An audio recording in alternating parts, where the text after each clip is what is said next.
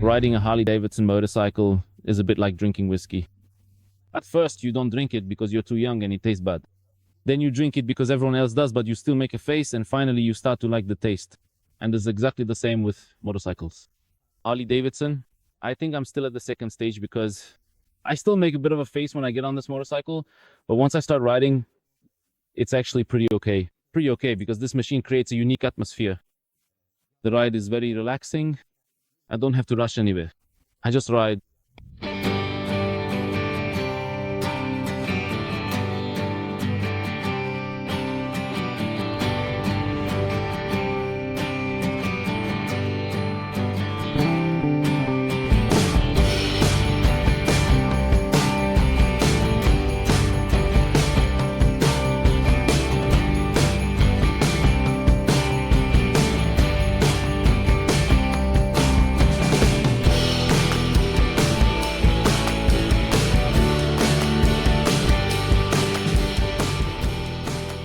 Today with me, the Harley Davidson Street Glide with the engine, Milwaukee-Eight 1114 with a displacement of 1868 cc, increased displacement, Missouri Ari power, more torque.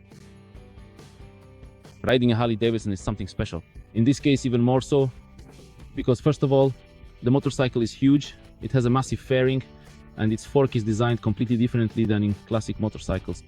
The forks sit further back in relation to the steering head, which unfortunately is noticeable in every turn because the motorcycle tends to tip into the corner a bit. However, on the highway, on straight roads, this machine performs much better. You will definitely appreciate the rear brakes. As is typical for motorcycles of this class, it's simply razor sharp.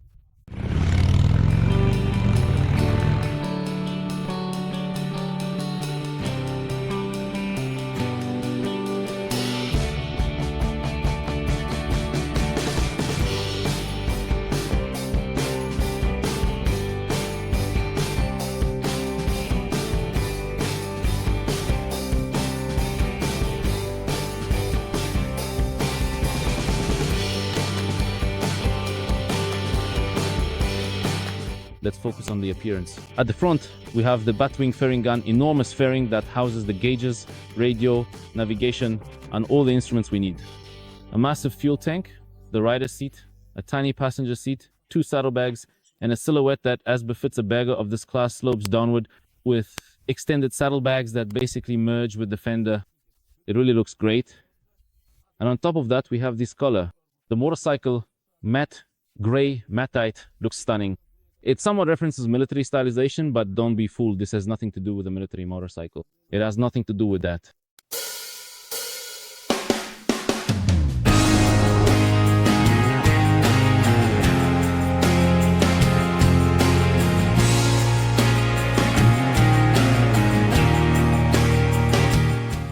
And of course, the riding position behind the handlebars here, you sit comfortably. Basically, the riding position is similar to the one you have when sitting in an armchair in front of the television. Your legs are stretched out on the footboards, and if you want, you can put them up on the crash bars. And then there's the angle of the steering head. This helps you easily steer this big and heavy motorcycle with just one hand, holding only the throttle and lounging comfortably. And honestly, riding on any highway will be much more enjoyable than on other motorcycles. But that doesn't mean it doesn't have its drawbacks. The fairing, which is actually one of the biggest advantages of this motorcycle, is also a huge drawback. A person who is 186 centimeters tall, like me, has a problem because the wind breaking off the fairing hits the helmet directly. And it causes the helmet to vibrate, which can simply be tiring in the long run.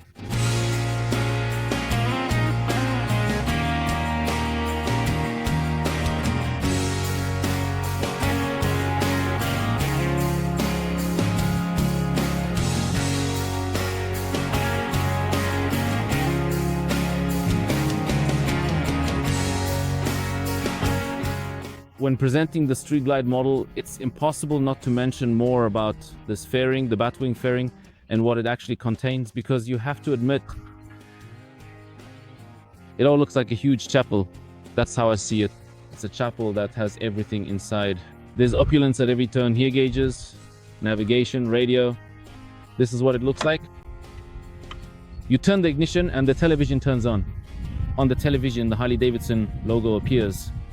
Above the television, there's the fuel gauge, odometer, and all the necessary information, like range, tachometer, and a charging indicator, and a warning that something might go wrong.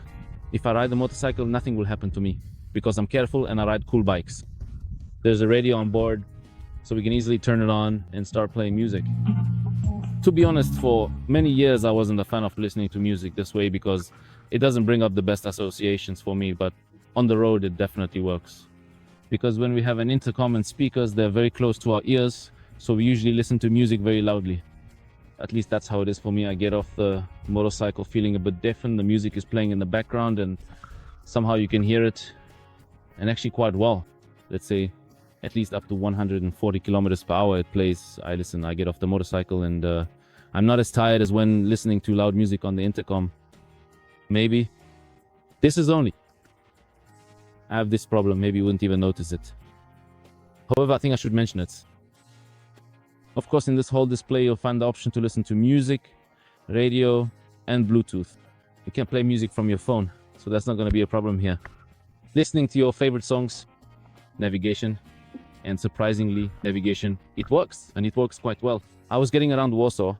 Using only this navigation, I had no trouble reaching the destination I set for myself. And it did so in a pretty reasonable way too. And one more interesting thing, the air vent.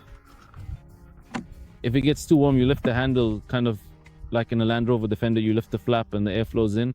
And that's the feature I mentioned earlier, the way the air is deflected by that wind deflector. Unfortunately, it doesn't make a difference here whether the flap is open or closed. The wind coming in here, bouncing off the windshield, keeps hitting the helmet and makes it vibrate. The whole windscreen looks a bit like it's from a previous decade of motorcycles. An MZ in police specification. You might like it or you might not. I kind of like it. I do like it. I like it a bit. I like it sort of, right? But the rear is much better. The back of the motorcycle looks really good. I guess I just like beggars. And that line that slopes downwards, it looks really cool. A bit aggressive, a bit dynamic.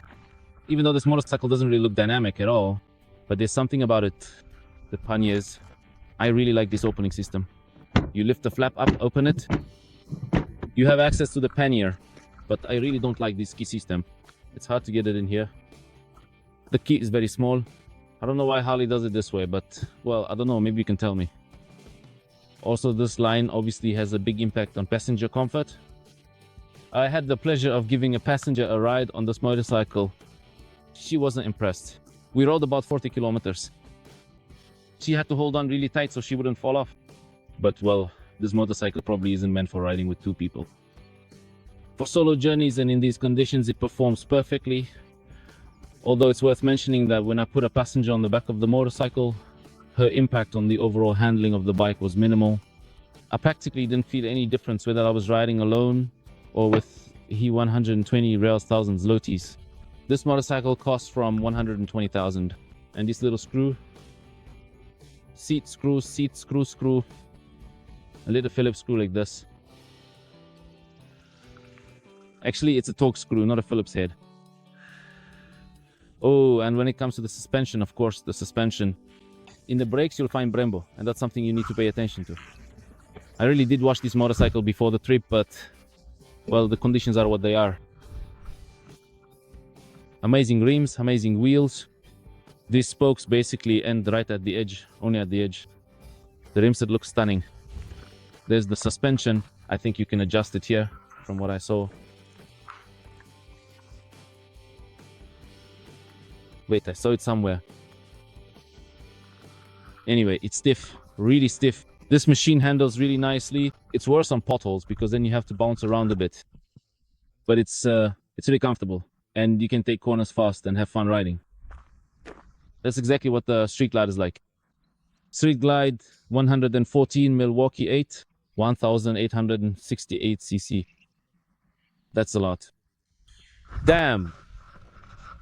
This motorcycle is definitely not among the cheapest. It would be nice, since there are so many switches here, if they were backlit.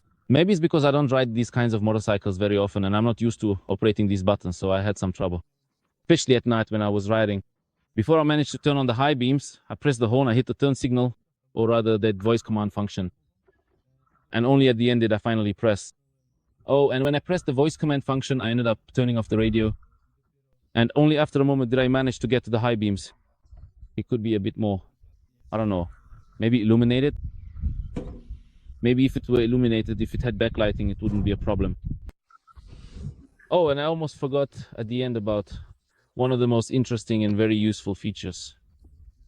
Click, you press it, and inside there's a spot for your beloved. Not the world of motorcycles, but your phone, you put it in there. And here you have charging, you press it, it charges, and you can send music to it and listen to music with this. And then it works, and it works all night, all day. And you don't have to charge it with a power bank or use other outlets. You just press it in, and even if it rains, it's fine. You put it in there, close it, chap, you close it, and off you go. You ride, close it, press it in, and ride. And you ride. If you have any questions about this model, feel free to ask. We'll be happy to answer them. Sooner or later, you read about it in Short Motorcycle, because it's always worth reading. Take care and see you next time. I'm off to return this motorcycle because it looks like it's gonna rain. Fortunately, I recorded some nice shots while the sun was still shining, so maybe something good will come out of it.